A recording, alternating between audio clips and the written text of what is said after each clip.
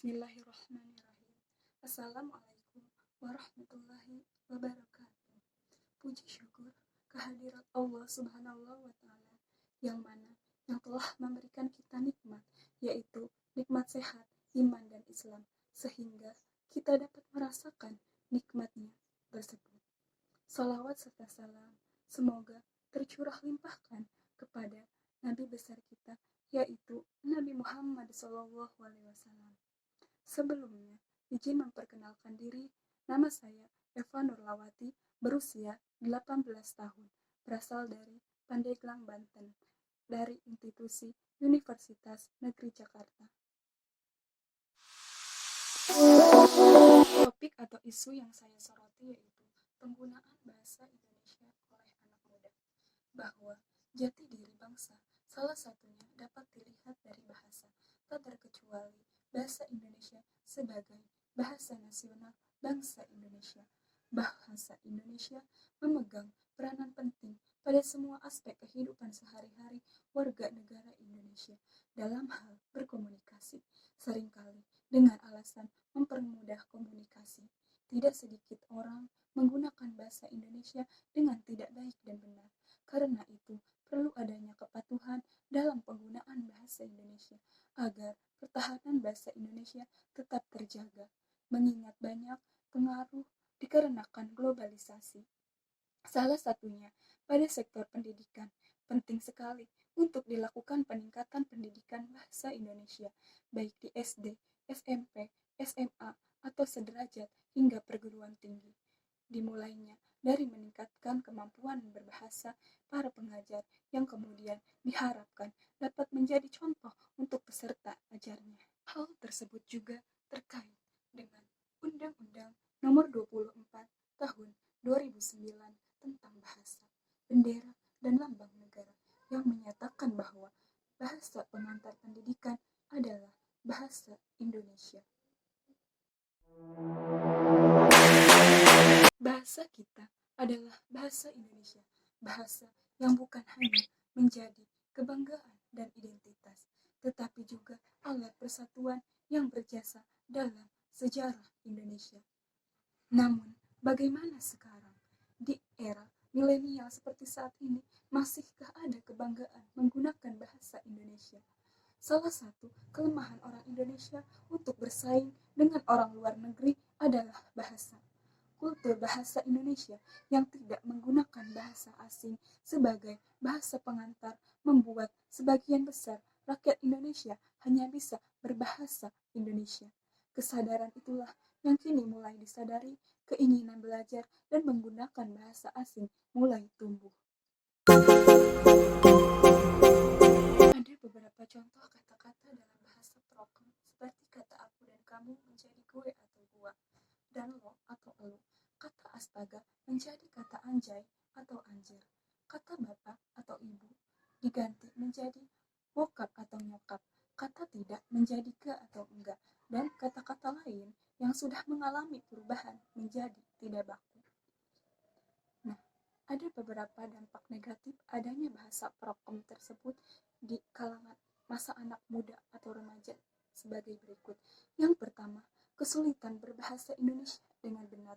Kedua, memiliki perilaku yang tidak sopan. Dampak positif dan dampak negatif yang dapat terjadi di masa depan akibat masalah tersebut dan pengaruhnya terhadap perkembangan bahasa Indonesia dalam berbagai aspek seperti aspek politik, ekonomi, pendidikan, kebudayaan, dan lain-lain. Pada saat ini, kita telah memasuki yaitu era globalisasi. Dampak positif globalisasi terhadap bahasa Indonesia. Yang pertama, bahasa Indonesia mulai dikenal oleh dunia internasional. Terbukti, ada beberapa universitas di luar negeri yang mempunyai fakultas sastra bahasa Indonesia karena menurut mereka, negeri kita ini adalah negeri yang subur dan kaya raya, yang mempunyai bermacam-macam budaya, flora, fauna, serta potensi-potensi lainnya. Kedua, meningkatnya pengetahuan masyarakat internasional tentang bahasa Indonesia. Ketiga, meningkatnya terjemahan buku-buku ke dalam bahasa Indonesia. Adapun dampak negatif globalisasi terhadap bahasa Indonesia. Yang pertama, masyarakat atau anak muda Indonesia tidak menggunakan bahasa Indonesia yang baik dan benar atau lebih sering menggunakan bahasa Indonesia populer. Banyak masyarakat yang lebih bangga dan membangga-banggakan menggunakan bahasa negeri orang lain atau malah mencampur-campur bahasa Indonesia dengan bahasa asing. Kedua, berkurangnya minat generasi muda untuk mempelajari bahasa Indonesia. Generasi muda cenderung untuk lebih menyukai sesuatu yang modern atau maju. Dengan masuknya budidaya asing dan bahasanya tentu lebih menarik bagi sebagian besar generasi muda untuk dipelajarinya. Ketiga, mencampur-campur bahasa Indonesia dengan bahasa asing. Hal ini sering terjadi sekali, baik secara lisan maupun tulisan-tulisan.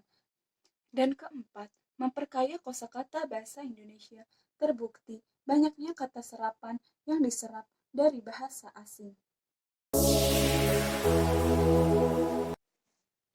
Tindak lanjut yang dilaksanakan oleh pemerintah dan masyarakat Indonesia untuk mendorong dampak positif dan menghindarkan dampak negatif, yaitu dengan memperkuat, mengutamakan bahasa Indonesia khususnya oleh anak muda sebagai masa depan Indonesia penerus bangsa.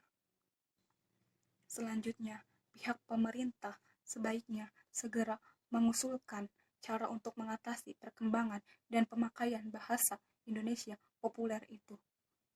Seperti yang pertama, pembelajaran bahasa Indonesia berbasis ICT atau informasi, komunikasi, dan teknologi.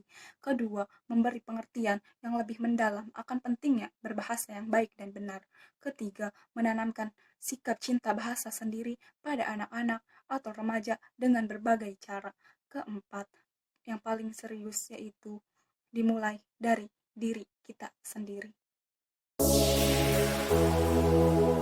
Agar bahasa Indonesia tidak tergeser oleh bahasa gaul, saya sebagai duta bahasa Indonesia ingin mengadakan program untuk membantu meminimalisasi dampak negatif yang mungkin terjadi. Maka itu, saya sebagai warga negara Indonesia juga ingin memberikan langkah-langkahnya, yaitu pencegahan dan penanggulangan sebelum bahasa Indonesia punah. Program ini yang pertama yaitu menanamkan dan menumbuhkan, kembangkan pemahaman dan kecintaan dalam diri generasi bangsa terhadap bahasa Indonesia sebagai bahasa nasional.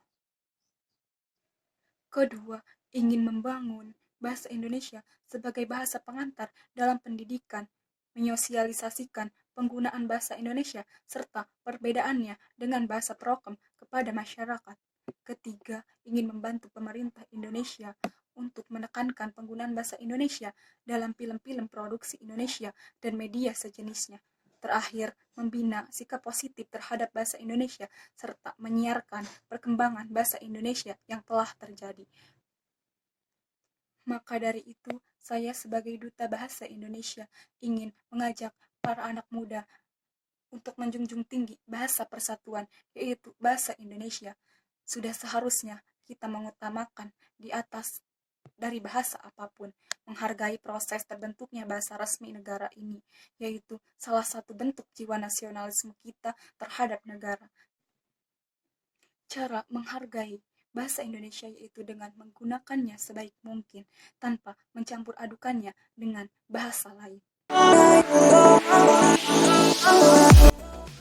Dengan demikian, sebagai warga negara Indonesia yang mewarisi segala nilai perjuangan nenek moyang kita, marilah kita bersama-sama memandangkan aku cinta bahasa Indonesia, aku bangga bahasa Indonesia, dan bahasa Indonesia memang luar biasa.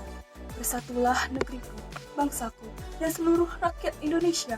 Kuatkan jiwa nasionalismemu, satukan semangatmu untuk membangun dan menyatukan negara kesatuan Republik Indonesia melalui bahasa Indonesia. Cintai dan banggakan bahasa Indonesia dalam berbagai konteks kehidupan di negeri ini sebagai upaya untuk bekerja sama dan bergotong royong untuk mewujudkan kecerdasan dan kesejahteraan rakyat Indonesia dalam rangka saya sebagai duta bahasa Indonesia dalam penyelesaian topik tentang penggunaan bahasa Indonesia oleh anak muda. Salam satu bahasa, bahasa Indonesia. Terima kasih. Wassalamualaikum warahmatullahi wabarakatuh.